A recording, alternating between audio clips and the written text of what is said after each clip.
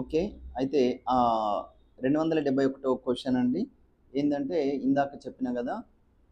రెక్టార్‌గా మరి ఎవరున్నారు అని అడిగితే, రెక్టార్‌గా ఎవరున్నారు? శీలభద్రుడు. శీలభద్రుడు. క్వెషన్ ఇంకోసారి అర్థమైందా? చదవండి. ఏంటి క్వెషను? 271ది. ప్రసిద్ధ మహాయాన బౌద్ధ విద్యా కేంద్రం నలందకు రెక్టార్‌గా ఉన్న ధర్మపాలుడు ఏ ప్రాంతానికి చెందినవాడు? యెస్. అలా గుర్తుంచుకోండి. ఎందుకంటే ఓన్లీ ఆన్సర్ గుర్తుంచుకోకుండా అయితే నలందకు ఉన్న రెక్టార్‌గా నలంద దానికి చైనా యాత్రికుడు హ్యూయన్సాంగ్ కాలంలో నలంద రెక్టార్‌గా శీలభద్రుడు ఉండేవాడు. ఆయన కంటే ముందు కంచికి చెందిన ధర్మపాలుడు ఆ పదవిని చేపట్టాడు. శీలభద్రుడి తర్వాత మరి ఎవరు వచ్చారు? ధర్మకీర్తి వచ్చిండు. అయితే ఇంకోసారి ధర్మపాలుడు, శీలభద్రుడు, ధర్మకీర్తి అలా గుర్తుంచుకోండి. ధర్మపాల, శీలభద్ర అండ్ ధర్మకీర్తి. ఫస్ట్ పాలుడు, మళ్ళీ శీలభద్రుడు, మళ్ళీ కీర్తి. కీర్తి చిన్నది కదా, ధర్మకీర్తి. అయితే ఇంకొక 5 క్వశ్చన్స్ డిస్కస్ చేసుకున్న తర్వాత ఏం చేస్తాము, కంపల్సరీ లిటరేచర్లో పుస్తకాలు రచయితల గురించి నెక్స్ట్ వీడియోలో చెప్పుకుంటాము.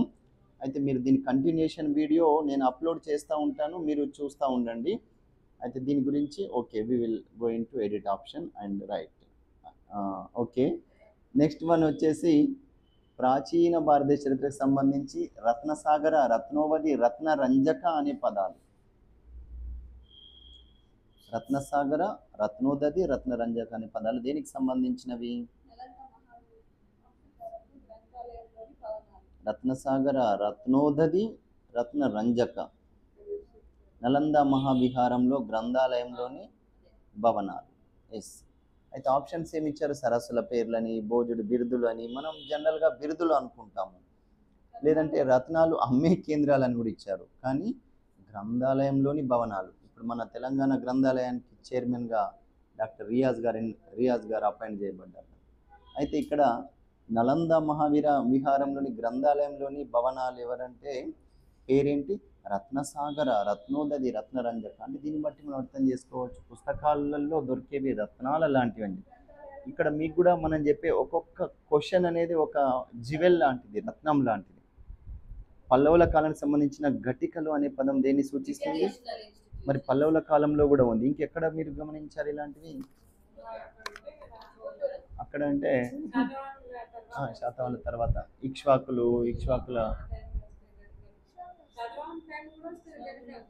శాతవాహనులలో రాదు. నెక్స్ట్ సరిగ్గా జతపరచనిది ఏది? ఎల్లోరా మహారాష్ట్ర, సితన్నవానల్ కర్ణాటక, భాగ్ మధ్యప్రదేశ్, ఉండవల్లి ఆంధ్రప్రదేశ్. ఇవన్నీ గుహాలయాలు, కానీ సితన్నవాసల్ గుహాలయాలు తమిళనాడు ఉండాలి. సితన్నవాసల్ తమిళనాడు, ఎల్లోరా మహారాష్ట్ర, భాగ్ మధ్యప్రదేశ్ మే భాగ్ గయా భాగ్. ఉండవల్లి గుహలు అయితే మనకు తెలిసే. ఉండవల్లి ఎక్కడున్నాయి? ఆంధ్రప్రదేశ్, విజయవాడ, గుంటూరు. నేను చూసినాను అప్పుడు 2001 ఇయర్లో అక్కడే ఉన్నాను. అప్పుడు చూసినాము. అక్కడ చూడడానికి ఇంకా విజయవాడలో ఏముంటుంది? అయితే బీసెంట్ రోడ్డు మీద బీసెంట్ నీకు బీటే వేసా నీ కోసం అనేది ఒక పాట తప్ప ఏముండదు. విజయవాడ అండి, పల్లవుల కాలంలో నిర్మితమయ్యాయి. అయితే తొలి మధ్యయుగ భారతదేశ చరిత్రకు సంబంధించి ఆరగట్ట అనే పదాన్ని ఎందుకు ఉపయోగించారు?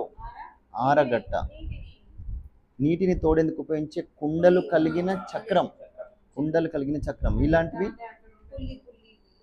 అయితే ఆరగట్ట గురించి బాణుడు హర్షచరిత్రలో 12వ శతాబ్దం నాటి మండోర్ నగీషి మీద మనకు ఆధారాలు లభిస్తున్నాయి. ఢిల్లీ సుల్తాన్ల కాలం నాటి గేర్లతో రూపొందించిన సాఖియా లేదా పర్షియన్ వీల్గా రూపాంతరం చెందింది. ఇదే తర్వాత ఏమైంది? ఢిల్లీ సుల్తాన్ల పాలన కాలంలో సాఖియా మరి లేదా దీన్ని పర్షియన్ వీల్ అని అన్నాము. ఇది చాలాసార్లు రిపీటెడ్గా అడిగిన ప్రశ్న. ఢిల్లీ పర్షియన్ వీల్ లేదా సాఖియా. ఇక్కడ మనం ఎవరి కాలంలో ఆరగట్ట అంటున్నాము? మరి పంజాబ్లో దీని వాడకం గురించి స్వయంగా బాబర్ గారే విపులంగా వివరించారు. ఇది తొలి మధ్యయుగ భారతదేశ చరిత్రకు సంబంధించిన ఆరగట్ట. మధ్యయుగాల్లో తొలి మధ్యయుగం. మళ్ళీ మనం 1500-1600 సంవత్సరాల మధ్యలో వచ్చినప్పుడు చూస్తే ఇది ప్రాచీన భారతదేశంలో ఘటి యంత్రాన్ని ఎందుకు ఉపయోగించారు? బావుల నుంచి నీళ్లు తోడడానికి దాన్ని ఏంటి అంటారు? గట్టి యంత్రం.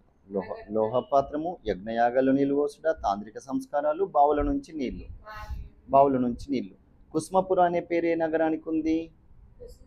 కుస్మపుర, పాటలీపుత్ర అంటే ఇప్పుడున్న గుజరాత్లో ఉన్న ఆధునిక ద్వారక ప్రాచీన నామం ఏంటి? ద్వారక యొక్క ద్వారవతి, మహిష్మతి, ప్రభాసపటన్, కాశీ. ద్వారవతి. వావ్, ద్వారవతి. నెక్స్ట్ ఇంకా 279వది లాస్ట్ క్వశ్చన్. వివరాలను పరిశీలించండి. అమలక, కుంభపంజర, ఉపపీఠం, విమాన ఏవి తంజావూరులోని రాజరాజేశ్వర ఆలయ వాస్తుశిల్పంలో నిర్మాణానికి సంబంధించిన అంశాలు? అమలక, కుంభపంజర, ఉపపీఠం, విమాన. కుంభపంజర, ఉపపీఠం, విమాన దేనికి సంబంధించింది? రాజరాజేశ్వర ఆలయంలో తంజావూరులో ఉన్న మరి నిర్మాణానికి సంబంధించిన అంశాలు. అయితే అమలకం అనేది ఉత్తర భారతదేశంలో నగర శైలిలో కనిపిస్తుంది. అందుకోసం అని చెప్పేసి ఇక్కడ మన ద్రవిడ శైలిలో కనిపించేది కుంభపంజర, ఉపపీఠం, విమాన.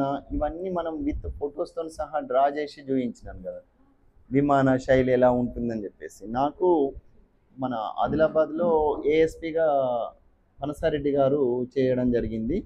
అతను ఈస్ట్ గోదావరి వాళ్ళ ప్రాపర్, కానీ ఆదిలాబాద్లో ఏఎస్పీ, ఇప్పుడు ఆంధ్రప్రదేశ్లో ఎస్పీ బాధ్యత నిర్వహిస్తుంది. వారు నాకు ఈ శైలిల గురించి ఒకరోజు చాలా చక్కగా ఎక్స్ప్లెయిన్ చేస్తారు. మేము పోలీస్ కానిస్టేబుల్ కోచింగ్ ఇస్తే డిటిసి, డిస్ట్రిక్ట్ ట్రైనింగ్ సెంటర్ ఆధ్వర్యంలో 44 మందికి ఎట్ ఏ టైం ఒకటి దగ్గర నుండి జాబ్ వచ్చింది. అది గవర్నమెంట్ తరఫున అంత పెద్ద ఇనిషియేటివ్ తీసుకున్నారు. Thank you for